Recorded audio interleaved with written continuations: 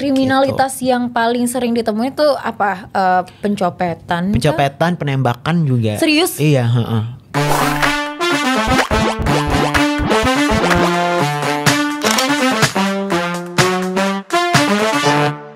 Halo Globers, welcome to Java Talks episode 6. Bareng aku Sesabila tentunya di channel YouTube Java MyFi. Sebelum aku kenalkan, nih sudah ada tamu yang datang di depan aku.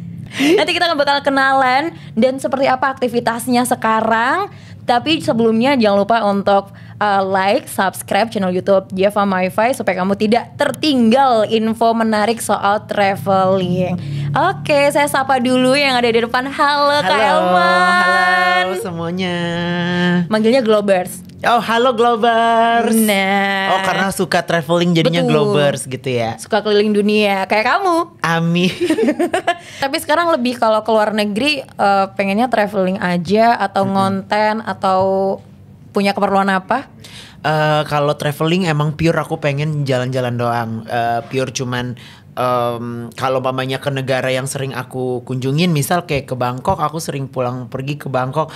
Pas kalau ke Bangkok tuh pasti traveling iya juga.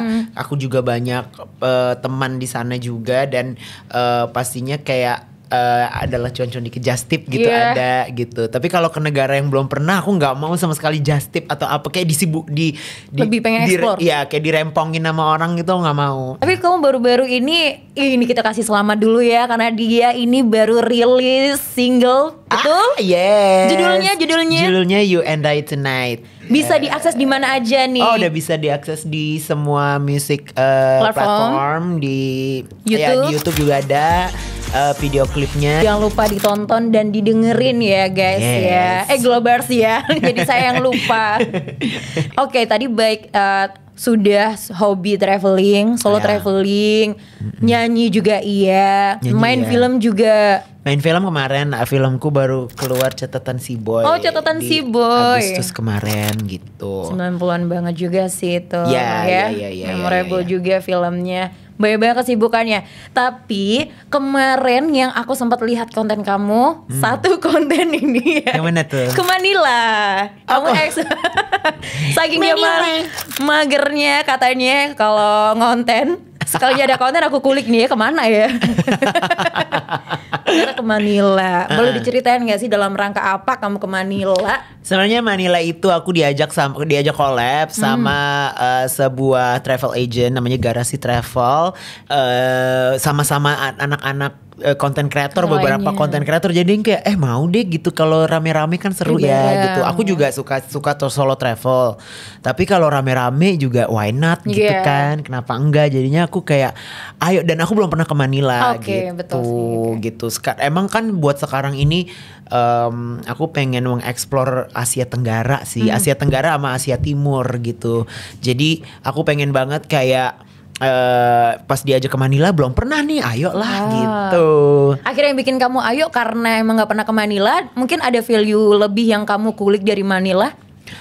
Manila karena kita tahu ya Philippines itu kan mereka tuh pakai bahasa Tagalog, tapi kan mereka bahasa Inggrisnya jago banget. Nah, terus kayak aku pengen tahu kayak sejago apa sih gitu, dan ternyata orang-orang di pinggir jalan pun kayak abang-abang gokarnya juga, abang-abang online ojolnya aja tuh jago-jago bahasa Inggrisnya. Ya, jadinya kayak ya seru aja sih di sana.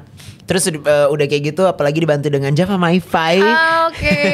Jadi Java MyFi itu selalu kayak jadi survivor aku sih untuk internet ya, permasalahan internet gitu. Dia kayak dimanapun selalu selalu handy banget gitu. Betul. Selalu convenience banget gitu. Jadi kayak aku pakai Java MyFi juga di Manila gitu. Di Manila. Explore mana aja tuh Manila kemarin? Di Manila aku itu di Mandaluyong. Terus abis itu, jadi Manila itu aku ngerasa Manila itu tuh kayak Jakarta tahun 90 gitu. Iya, sempat baca. Ya kan? Itu yang kurasa karena aku tinggalnya di Makati.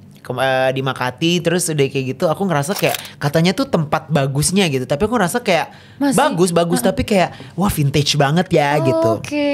Terus yang modern yang kayak di bundaran HI-nya gitu kok belum ada. Akhirnya aku dibawa ke BGC apa BCG gitu kalau nggak salah. Nah itu tuh modern banget, lebih modern lagi daripada Jakarta yang Bundaran HI gitu. Lebih kayak ke Korea di Seoul. Kayak gitu bener-bener kota banget. Bener-bener kota banget. Terus udah gitu tata kotanya dipikirin banget. Pokok itu kan kayak bisnis distriknya gitu kan. Jadi kayak wah itu sih keren banget sih gitu. Jadi kayak bangunan-bangunannya jadi futuristik apa segala macam. Jadi kayak keren banget aja sih gitu. Aku suka banget. Jadi kalau disimpulkan di Manila itu kamu bisa melihat beberapa vibes ya dalam satu negara gitu, benar ya? Kalau mau destinasi vintage itu tadi di mana? Jadi di kalau yang kayak tahun 90-an gitu, yang kayak vintage, bukan vintage, kayak retro gitu-gitu, mungkin bisa ke daerah Makati, ke daerah Mandaluyong gitu. Tapi kalau mau yang kayak daerah yang futuristik yang kayak industrial, modern banget gitu, kayak tahun now banget gitu, yaitu ke BGC-nya situ.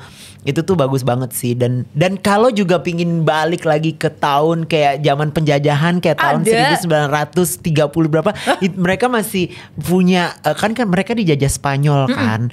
Jadi kayak mereka tuh masih nge-preserve gitu loh, nge-maintain bangunan bersejarahnya gitu. Karena dulu kan dijajah sama Spanyol dan lekat banget kan sama Spanyol gitu. Jadi kayak masih ada tuh kayak bangunan-bangunan yang ke gereja tua yang bener-bener kayak aku ngerasanya sih kayak di Barcelona kayak gitu. Bagus sih. Aku suka banget. Kayak ditarik flashback ke zaman lama jadi gitu ya. Dari timeline yang mau timeline berapapun ada gitu. Paket lengkap lah ya. Paket lengkap. Nah kalau kamu ngelihat di kota yang tadi menurut kamu tuh sangat heritage banget ya, kayak 90 atau 80 something itu, kamu ngelihat masyarakatnya seperti apa? Culture-nya di sana apakah sudah sama kayak kita di perkotaan atau juga mengikuti? Jadi masyarakatnya udah modern banget. Menurut aku mindsetnya, terus udah kayak gitu budayanya lebih maju daripada Indonesia. Secara mindset dan budaya yang kayak gitu-gitu, mereka lebih open, lebih lebih bisa menerima. Ya kayak dia kan deket sama Amerika juga kan gitu. Maksudnya kayak pernah dijajah sama Amerika juga gitu. Jadi ya orangnya itu lebih kayak ter-Americanize gitu, ter-Amerikanisasi gitu. Jadi mereka juga punya, yang aku suka dari orang Philippines tuh mereka punya kepercayaan diri yang tinggi gitu dibandingin sama kayak orang Thailand atau orang Indonesia. Yang lebih menutup diri atau malu-malu. Ya malu-malu yang kayak Asian culture yang kayak malu gitu. Kalau mereka tuh lebih kayak outspoken yang kayak gitu-gitu sih. Culture shock yang kamu alamin ketika di Manila ada nggak? Selain mungkin dari orang-orangnya atau budayanya. Mungkin kamu pernah menelusur ke pasar tradisionalnya kah? Atau nemuin apa gitu? Aku sempat ke Chinatown-nya. Di sana tuh juga mereka karena mereka kan kental banget tuh Spanyolnya. Jadi aku ngeliat ada di Chinatown-nya ya. Kan mereka mayoritasnya Katolik kan. Jadi ada Katolik tapi ada unsur-unsur Konghucunya juga. Jadi ada salib, terus ada hio, tau gak sih hio yang buat gini yang kayak itu. Ada hionya juga. Jadi mereka berdoa di depan salib tapi kayak gitu, kayak itu sesuatu yang unik sih menurut aku. Kayak nggak pernah aku lihat di mana-mana gitu. Jadi kayak Katolik campur Taoism yang kayak gitu-gitu sih seru banget sih. Percampuran itu. Ini ya secara spiritual gitu ya. Iya agama ya gitu. Agama ya. Itu yang pernah punya pengalaman yang gak enak selama di sana? Kalau pengalaman gak enak itu waktu itu karena aku pergi bulan Agustus September deh kalau nggak salah. Lagi ada typhoon itu loh. Typhoon badai. Iya, lagi. Jadi waktu itu lagi musim hujan banget. Angin dan udah kayak gitu lagi si typhoon itu, jadi anginnya kenceng banget gitu. Dan waktu itu kita sempat mau nyebrang pulau. Gimana tuh? Pas udah kayak gitu nggak jadi karena si badai itu kan si typhoon itu nggak bisa gitu. Jadi kita nggak jadi. Backup plan-nya tadinya kita mau cuman kayak main-main di pinggir pantai aja gitu. Tapi tiba-tiba kita tuh udah ngelihat dari jauh gitu kayak awan gelap gitu, terus makin lama makin ke arah kita gitu. Terus udah gitu yang kayak ada petir, terus ada angin kenceng, akhirnya kita langsung naik ke van kita gitu, langsung naik pulang akhirnya. Dan banjir juga, sempet banjir gitu. Nah berapa hari sih kamu ke Manila kemarin itu? Kemarin itu total 5 hari. Oh 5 hari? 5 hari. Cukup gak menurut kamu ke Manila 5 hari? Menurut aku cukup untuk ke tempat-tempat yang bersejarah yang kayak gitu-gitu. Karena aku sempet yang kayak ke museumnya, yang National Museum. Aku suka National Museumnya gitu. Dan National Museumnya tuh juga kayak di luar, kayak di Barcelona gitu loh. Kayak bangunan-bangunan Spanyol gitu, bangunan-bangunan Mediteran gitu. Suka sih aku. Jadi kayak berasa dibawa ke Europe juga ya? Iya, itu kayak ke Europe banget. Spill dong itinerary kemarin waktu ke Manila dari hari pertama secara 5 hari tuh. Hari pertama itu kita nyampe, kita nyampe langsung ke hotel. Abis itu kita cari-cari makanan. Di sana tuh ada makanan kayak McDonald-nya gitu. Tapi punya mereka. Bukan. Namanya Jollibee.